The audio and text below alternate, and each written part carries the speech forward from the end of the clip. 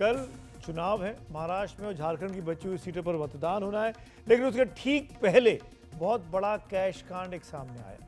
महाराष्ट्र विधानसभा चुनाव की सभी 288 सीटों के लिए मतदान में कुछ ही घंटे बाकी हैं। मतदान से ठीक एक दिन पहले आज बीजेपी के लिए एक बड़ी खबर, बड़ी मुसीबत लेकर आई है। बीजेपी के दिग्गज और राष्ट्रीय महासचिव विनोद तावड़े को लेकर एक नोट कांड खड़ा हो गया है। मुंबई के करीबी इलाके नाला सुपारा में विनोद तावड़े पर नोट बांटने का आरोप लग गया है। इससे जुड़ी तस्वीरें तेजी से मीडिया की सुर्खियां बन गई हैं, वायरल हो गई हैं। विपक्ष ने विनोद तावड़े की गिरफ्तारी की मांग की है। हालांकि इस मामले में जो एफआईआर दायर हुई है उसमें विनोद तावड़े का नाम नहीं है, लेकिन एक एफआईआर विनोद तावड़े के खिलाफ भी हुई है। क्या है पूरा मामला, देखिए इस रिपोर्ट में। बहुजन विकास अघाड़ी के कार्यकर्ताओं के बीच घिरे बीजेपी के महासचिव विनोद तावड़े।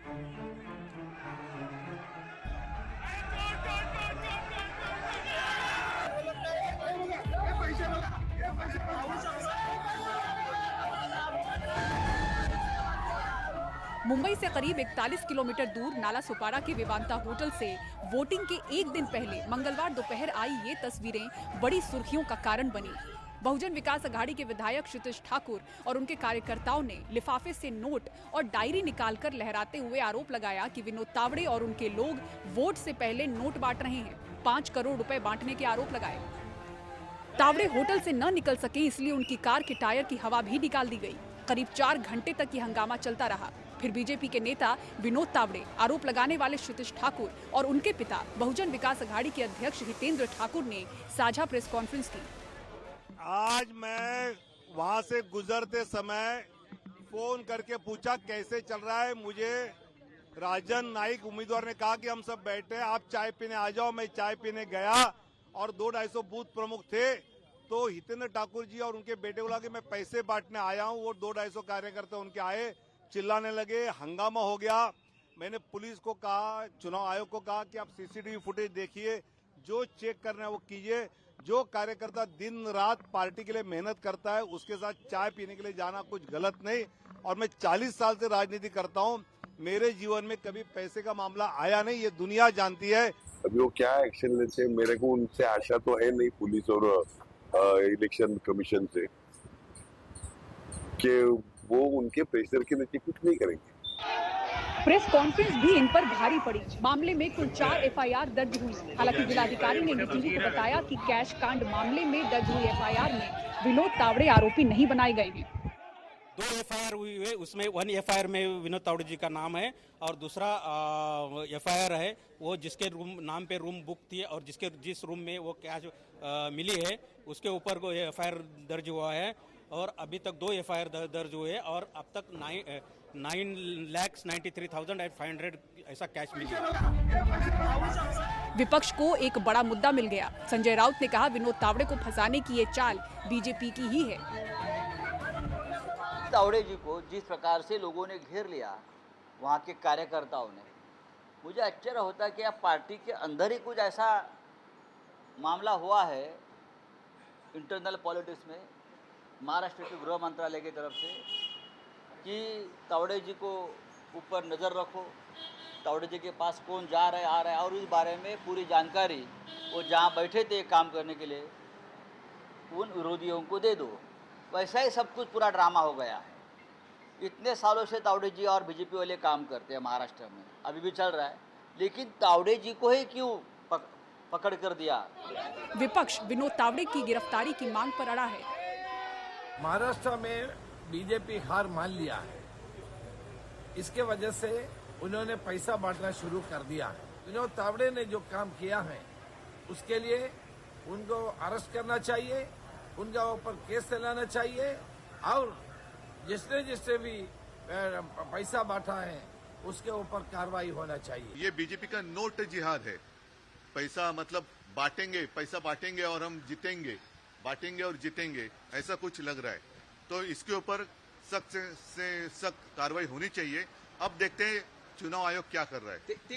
सिर्फ केस डालकर भागने की कोशिश नहीं होनी चाहिए या उनको भगाना नहीं चाहिए, कार्रवाई तो जरूर होनी चाहिए। बड़े नेताओं के बैग थैले की जांच के उठे मसले के बीच वोटिंग से पहले नोटकांड का ये मामला बीजेपी के लिए बड़ी किरकिरी साबित हुआ। नाला सुपारा के इसी विवांता होटल में कई घंटों की चली जांच के बीच 9,93,000 रुपए कैश बरामद तो किए गए, लेकिन कैश कांड पर जो एफआईआर हुई उसमें विनोद तावड़े का नाम नहीं, जिसने इस मामले को नया मोड़ दे दिया है। मुंबई से सटे नाला सुपारा के विवांता होटल से कैमरा पर्सन संजय मंडल के साथ पूजा भारद्वाज, एनडीटीवी इंडिया। वरिष्ठ पत्रकार विजय चोरमरे साहब मेरे साथ हैं। कल सुबह वोटिंग होनी है, उसके पहले ये बड़ा एपिसोड सामने आ गया है। विजय सर, पहली बात, कितना असर होगा इस खबर का, जो बीजेपी के लिए कितनी बड़ी मुसीबत है ये?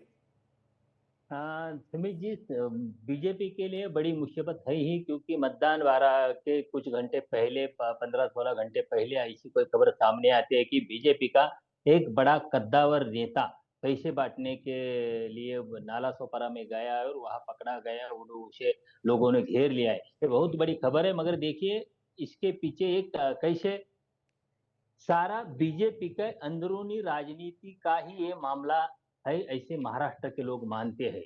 क्योंकि देखिए मैं आपको 2014 याद के बाद दिलाऊं विजय सर, हाँ, 2019 में विनोद तावड़े साहब सिटिंग मंत्री थे फडणवीस साहब की सरकार में, और उनको टिकट नहीं मिला था। वो चुनाव विधानसभा का नहीं लड़ पाए थे पिछली बार।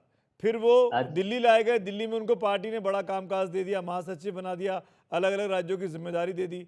अब जब बीजेपी के नए अध्यक्ष का चुनाव होना है, दिल्ली में एक नाम जो चल रहा है वो तावड़े साहब का भी था कि इनको भी बीजेपी का अध्यक्ष बनाया जा सकता है। क्या आप उसी ओर इशारा कर रहे हैं कि पार्टी के भीतर विनोद तावड़े के जो दुश्मन हैं उन्होंने ये ट्रैप लगाया, उन्होंने फंसा दिया?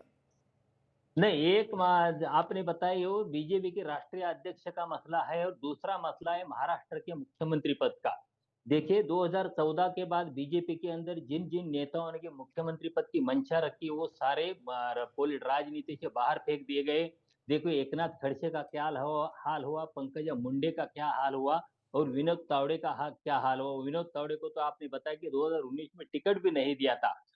तो जब से 2 साल से जब विनोद तावड़े राष्ट्रीय स्तर पर काम कर रहे हैं और राष्ट्रीय स्तर पर अच्छा काम कर रहे हैं, ऐसे ही महाराष्ट्र के लोग मानते हैं, तब से विनोद तावड़े अगले मुख्यमंत्री के नाम के दावेदार हो सकते हैं, मुख्यमंत्री के प्रत्याशी हो सकते हैं, बीजेपी के अगर सरकार आ सकती है तो।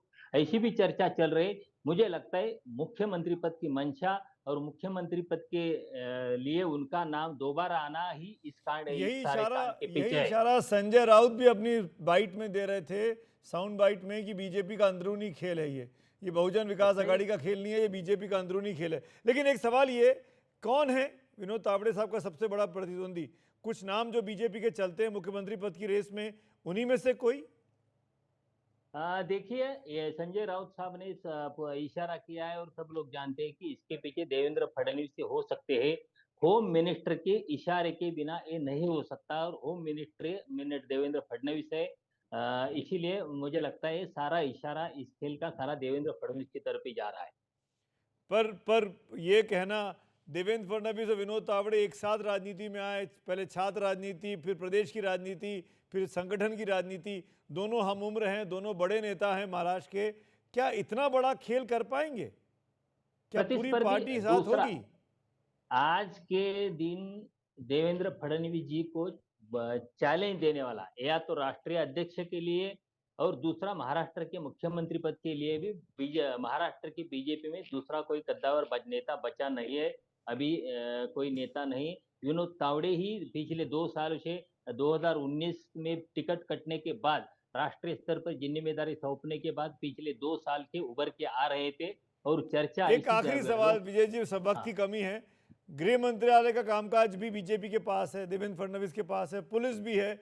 आपको लगता है कि इस मामले में कार्रवाई होगी विनोद तावड़े पर उस हद तक? नहीं, मुझे लगता है विनोद तावड़े पर ऐसी कोई कार्रवाई नहीं होगी। जो एफआईआर दाखिल हुए हैं उससे लगता है, मगर कार्रवाई की कोई जरूरत नहीं। जो होना था आज हो गया, देश के सामने सारे टीवी चैनलों पर आ गया। वो जो बाकी पुलिस की कार्रवाई और कोई कार्रवाई मुझे लगता है कि इतनी अहम नहीं रहती। चलिए विजय जी, शुक्रिया इस जानकारी के लिए।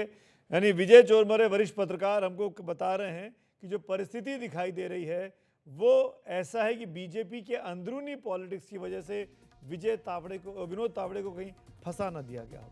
आज खबरों की खबर में हमारे साथ इतना ही। शुभ रात्रि।